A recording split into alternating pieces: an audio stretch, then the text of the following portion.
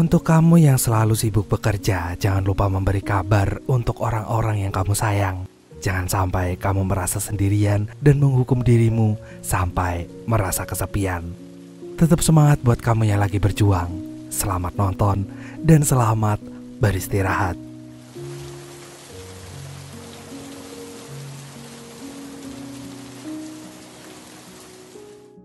Bocah ini namanya Frank. Ayahnya telah meninggalkannya sejak usia Frank baru 2 tahun. Setelah itu ia tinggal bersama ibunya. Beberapa tahun kemudian ibunya Frank menikah lagi. Sayangnya Frank mendapatkan ayah tiri yang sangat buruk. Tidak hanya itu, ibu Frank juga sibuk dengan hidupnya sendiri. Sehingga Frank merasa tidak pernah mendapatkan kasih sayang dari kedua orang tuanya. Frank tumbuh dengan aliran musik metal. Di masa itu, band rock sedang menjadi tren dunia. Namun karena tidak mendapatkan kasih sayang sejak ia kecil, Frank tumbuh menjadi anak yang kasar dan juga pemarah. Ia bahkan berani melukai dirinya sendiri sampai membuat ibunya ditangkap polisi. Di hadapan polisi, Frank mengaku jika sang ibu telah menyerangnya. Akhirnya karena keterangan Frank tersebut, ibunya pun harus masuk penjara. Sedangkan Frank akan tinggal di panti rehabilitasi remaja hingga usianya 18 tahun. Hal itu sengaja dilakukan oleh Frank karena ia sangat membenci ibunya. Dan setelah itu, Frank pun tumbuh dewasa dengan didikan keras jalanan Los Angeles. Tanpa pengawasan orang tua, Frank merasakan kegagalan, jatuh dan bangun sampai ia hampir putus asa. Lalu ia pun menghubungi ayah kandungnya. Sayangnya saat ia menelpon, sang ayah justru pura-pura tidak mengenalinya. Hingga akhirnya sejak hari itu Frank juga sangat membenci ayahnya.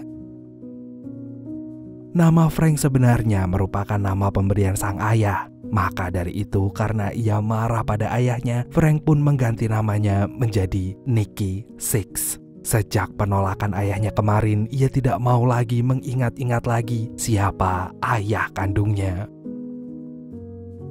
Sementara itu di tempat lain, Tommy adalah seorang pemuda yang menyukai band rock. Ia tumbuh di tengah keluarga yang sangat menyayanginya, sehingga ia selalu ceria dan menganggap segalanya baik-baik saja.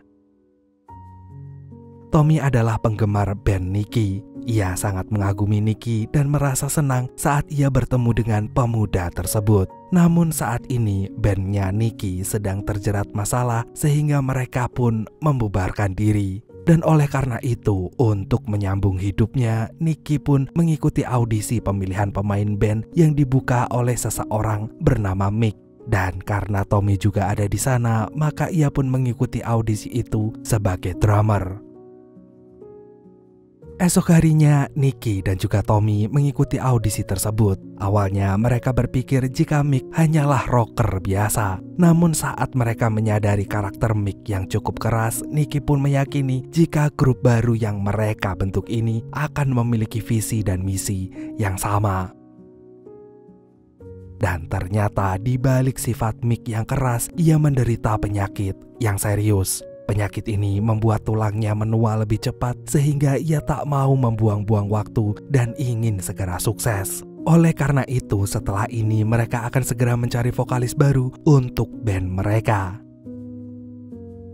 Akhirnya untuk mengisi posisi vokalis, Tommy pun mengenalkan teman sekolahnya yang bernama Vince. Saat ini Vince sedang menjadi vokalis band yang mengcover lagu-lagu orang. Namun ia sendiri telah memiliki aura bintang dan cukup populer di kalangan anak muda. Oleh karena itulah Tommy yakin jika temannya ini akan bisa membawa kesuksesan juga untuk band mereka.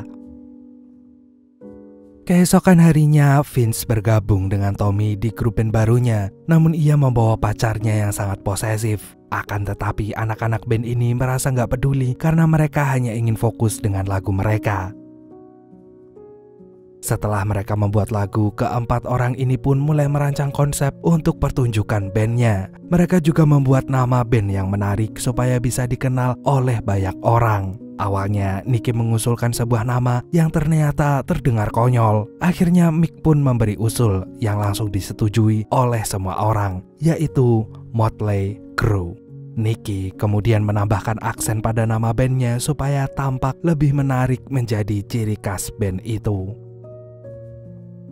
Setelah itu mereka pun manggung untuk pertama kalinya di sebuah panggung rock. Sayangnya penampilan mereka diremehkan oleh orang-orang. Mereka sempat bertengkar dengan penonton sebelum akhirnya berhasil menampilkan satu lagu dan mendapat sambutan yang antusias.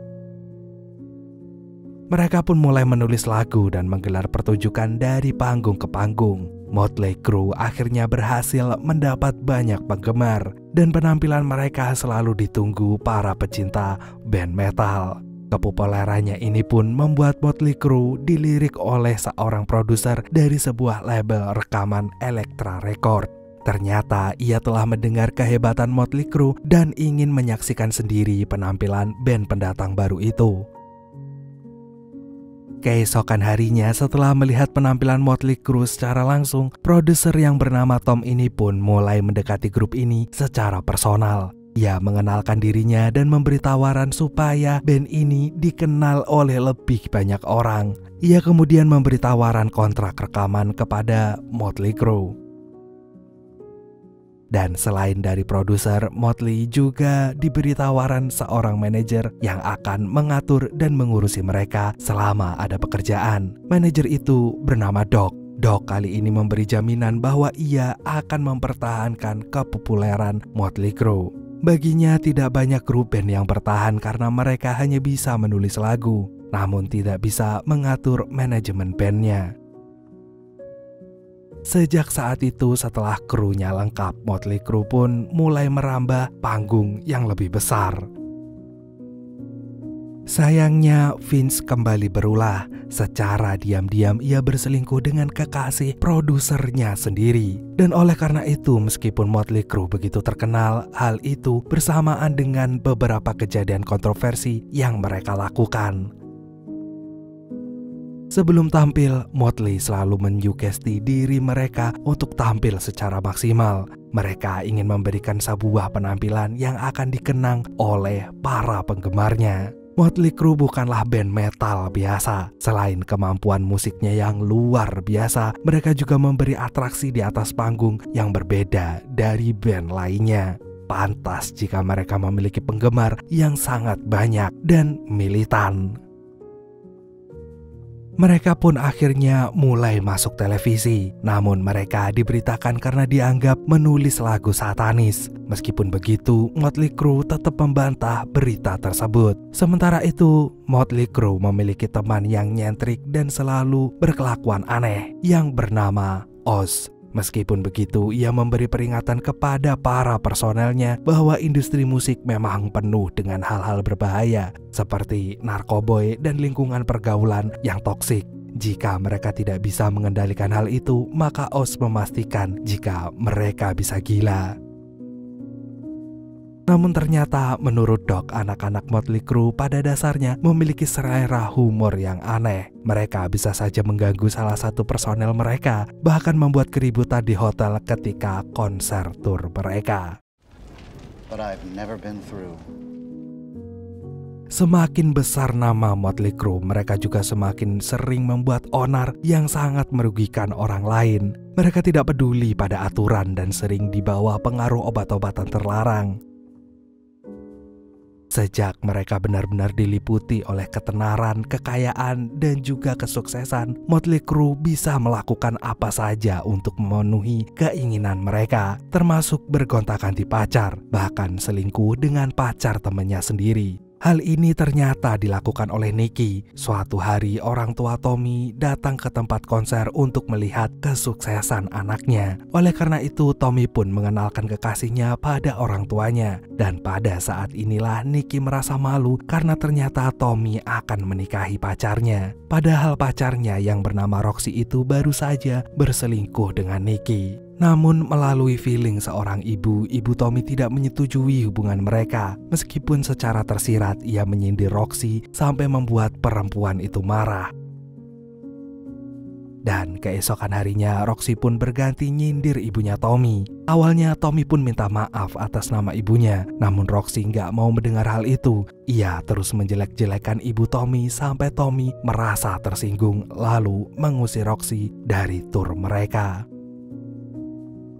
Beberapa tahun kemudian telah berlalu. Mereka pun berkumpul di rumah Vince yang sudah menikah dan sudah menanti anak pertamanya. Malam itu Vince sedang mengadakan pesta di rumahnya sehingga semua temannya berada di sana. Namun saat malam semakin larut, Vince pergi keluar untuk beli alkohol. Rachel, temannya yang melihat itu pun langsung ikut dengan Vince. Setelah mereka berhasil membeli minuman mereka, Vince dan Rachel pun pulang ke rumah. Sayangnya Vince yang menyetir sedang berada di bawah pengaruh minuman itu, sehingga ia gak dapat berkonsentrasi ketika berada di jalan, dan oleh karena itu kecelakaan pun gak terhindarkan.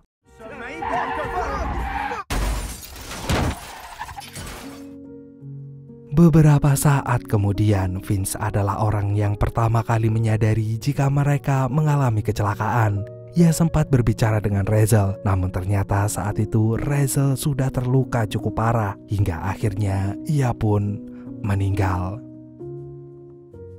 Setelah kecelakaan itu, Vince pun ditangkap oleh polisi dan dipenjara atas tuduhan kelalaian dalam berkendara dan masuk dalam pembunuhan gak berencana. Akhirnya sejak Vince di penjara, Motley Crue semakin kacau. Mereka semakin sering teler. Bahkan hingga Vince keluar dari penjara pun kondisi mereka justru makin parah. Padahal label rekaman mereka semakin mendesak produser supaya Motley Crue mengeluarkan lagu baru. Setelah sekian lama, akhirnya Vince datang ke studio. Mereka berkumpul untuk pertama kalinya, namun suasana sangat tidak menyenangkan. Nicky yang semakin terpuruk dengan kondisinya, sementara Vince yang masih merasa bersalah atas kematian temannya akibat kecelakaan itu membuat segalanya jadi buruk. Maka dari itu semakin hari Nicky semakin akrab dengan narkoboy. Hal itu juga dipicu dari pesan ibunya yang selalu berharap Nicky kembali padanya. Namun di saat yang sama Nicky belum bisa memaafkan ibunya sehingga kehadiran ibunya justru membuatnya semakin tertekan. Ia bahkan dianggap egois karena tidak pernah mengangkat telepon dari ibunya. Hal ini membuat Nicky gak percaya pada cinta dan kasih sayang. Ia akhirnya tidak suka pada Tommy yang memiliki pacar. Ia juga gak suka pada Vince yang telah berkeluarga dan memiliki putri semata wayangnya yang lucu. Nicky selalu menganggap bahwa keluarga itu hanyalah jadi beban yang bisa menghambat karir mereka. Namun di luar itu, Vince sendiri mulai tidak percaya dengan Motley Crue. Prioritasnya kini bergeser pada kebahagiaan anaknya. Namun meskipun begitu, Doc, sang manajer, selalu meyakinkan Vince bahwa karir mereka akan kembali melesat seperti saat debut pertama tahun lalu. Dan untuk mendongkrak hal tersebut, Motley memulai kembali tur konser mereka. Hari ini mereka berangkat untuk melakukan tur. Selama di pesawat, Tommy menceritakan rencananya yang akan menikahi kekasihnya. Ia ingin Nicky menjadi teman yang mendampinginya untuk merayakan hari bahagianya nanti. Sayangnya saat itu Nicky sedang kecanduan serbuk magic sehingga ia tidak dapat menganggap kalimat Tommy sebagai permintaan yang berarti. Namun sebenarnya tidak hanya Nicky yang kecanduan. Tommy pun juga mengalami hal itu sampai membuat harinya terasa sangat kacau. Saat melakukan tur konser, ia bahkan tidak terlalu sadar meskipun menunjukkan penampilan yang luar biasa. Ia juga membuat keributan di banyak tempat sampai membuat Doc memborgolnya di kamar sampai tenang. Sementara itu, esok harinya Doc menemui Nicky dan menyuruhnya siap-siap. Awalnya Nicky merasa ragu karena ia ingin istirahat. Namun Doc memaksanya karena ia berkata jika Nicky harus menemui orang yang penting. Ternyata orang penting itu adalah ibunya Nicky. Ibunya tiba-tiba menemui Nicky dan itu membuat Nicky sangat marah. Ia bahkan pergi ke hotel lalu meninggalkan ibunya karena selama ini ia merasa dibuang oleh kedua orang tuanya. Kejadian ini membuat Nicky semakin terpuruk. Ia pun meningkatkan dosis obatnya untuk melupakan semua hal yang menyakiti hatinya. Akhirnya kondisi Nicky ini berakibat fatal untuk pernikahan Tommy. Sebagai groomsman, Nicky seharusnya mendampingi Tommy dan membawakan cincin pernikahan sahabatnya. Sayangnya karena kondisinya sangat buruk dan masih teler, Tommy pun marah. Ia tak menyangka sahabatnya akan membuat kekacauan di hari pernikahannya. Namun meskipun tidak sadar 100%, Nicky mengingat janjinya, sehingga ia pun memaksakan diri menjadi groomsman di pernikahan Tommy. Walaupun pada akhirnya kondisinya yang sangat mengenaskan itu membuat Tommy merasa prihatin. Nicky, come on, man. Up that day. I couldn't believe he was shooting up.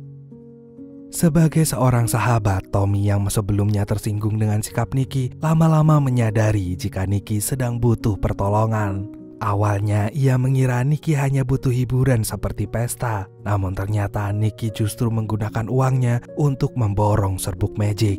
Hingga suatu hari seorang kenalan Nicky memberitahu ada produk serbuk magic baru dengan dosis tinggi. Orang itu pun membujuk Nicky untuk mencobanya, dan akhirnya Nicky pun tertarik lalu memakai obat itu sampai dia tiba-tiba pingsan dan membuat seluruh orang panik karenanya. Hey, you okay?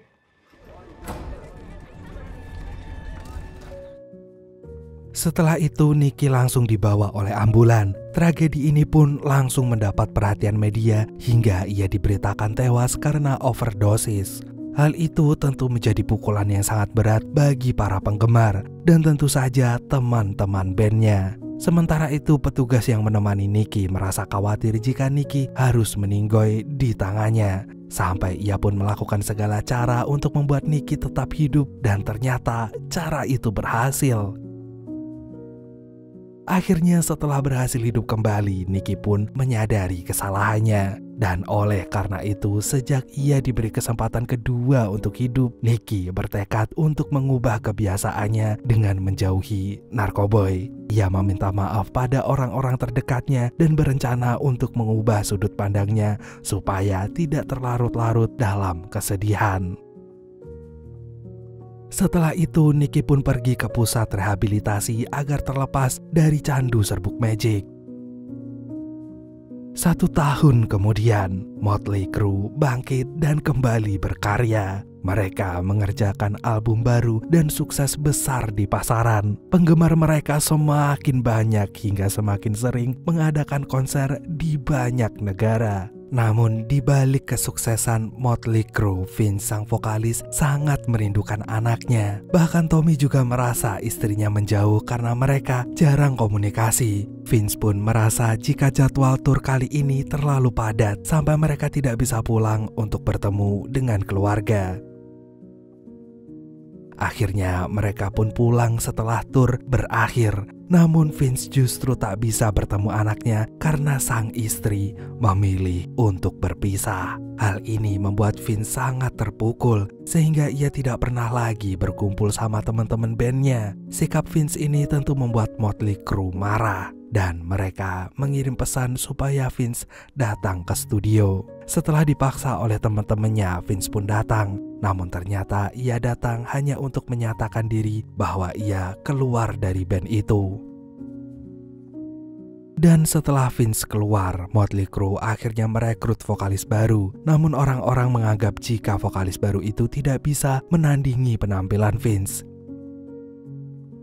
Akan tetapi Vince ternyata saat ini sedang tertimpa musibah. Putri kecilnya terkena kanker sehingga harus dirawat di rumah sakit. Maka dari itu Vince pun menghabiskan waktunya untuk menemani anaknya selama dirawat di sana. Ia berusaha memberi semangat pada anaknya supaya bisa segera sembuh dan sehat seperti sebelumnya. Sayangnya putri Vince tidak bisa tertolong lagi. Ia pun kehilangan putri satu-satunya dan itu membuatnya sangat sedih. Sementara itu Motley Crue juga menjalani hari yang buruk. Banyak penggemar mereka yang menginginkan Vince kembali. Selain itu produser mereka juga mendesak Motley untuk memberikan penampilan terbaik demi menarik minat penggemar lagi. Tidak hanya itu, Tommy diberitakan selingkuh sampai membuat istrinya marah lalu pergi meninggalkannya. Akhirnya Nicky pun menemui sang produser untuk keluar dari label rekaman itu. Ia merasa tur konser yang sangat panjang dan melelahkan itu mempengaruhi kondisi mental teman-temannya sehingga membuat segalanya jadi kacau. Oleh karena itu, Tom pun membebaskan Nicky untuk berkarya dan berkata sejujur-jujurnya bahwa ia sebenarnya masih menyukai Vince sebagai vokalis Motley Crue. Hal ini diam-diam membuat Nicky berpikir dan menyetujui pendapat produsernya. Sejak saat itu, Nicky berniat untuk memperbaiki hidupnya. Ia juga mulai mencari ayahnya yang ternyata sudah meninggal. Melalui adik tirinya, ia mengunjungi makam ayahnya. Bahkan sang adik tirinya pun tidak menyangka jika ternyata ia masih memiliki hubungan darah dengan personel band favoritnya yang sangat terkenal itu. Sekarang Nicky berusaha berdamai dengan orang-orang di sekelilingnya dan orang-orang yang pertama kali ia mintai maaf adalah Tommy. Setelah sekian lama, akhirnya ia meminta maaf atas sikapnya saat di pernikahan Tommy. Namun sebagai seorang sahabat, Tommy pun memaklumi sikap Nicky dan ia pun memaafkannya. Setelah menemui Tommy, Nicky pun menemui Mick yang baru saja melakukan operasi untuk penyakitnya. Sekarang punggungnya terasa lebih baik dari sebelumnya. Kini setelah Tommy, Nicky, dan Mick berkumpul, mereka menemui Vince. Mereka turut berduka atas kehilangan yang dialami oleh Vince. Dan di saat yang sama, Nicky ingin kembali bersama dengan Vince. Teman-teman yang lain pun menyetujui kalimat Nicky, karena mereka bukan hanya kehilangan vokalis, namun kehilangan teman baik mereka. Sekarang setelah semua personil kumpul, Motley Crue kembali berkarya. Mereka menggelar konser lagi untuk menghibur para penggemar mereka dengan formasi awal bersama Nicky, Mick, Tommy, dan juga Vince. I feel so useless 'cause I let you down. I hope there's some way I can make it alright, 'cause I know that you deserve much more than this. Give me one more chance, I swear I'll try my best to always be there. And I want you to know that I'm lost without you, I'm not without you. I hope I can show what you mean to me, 'cause I don't know what to do if you go.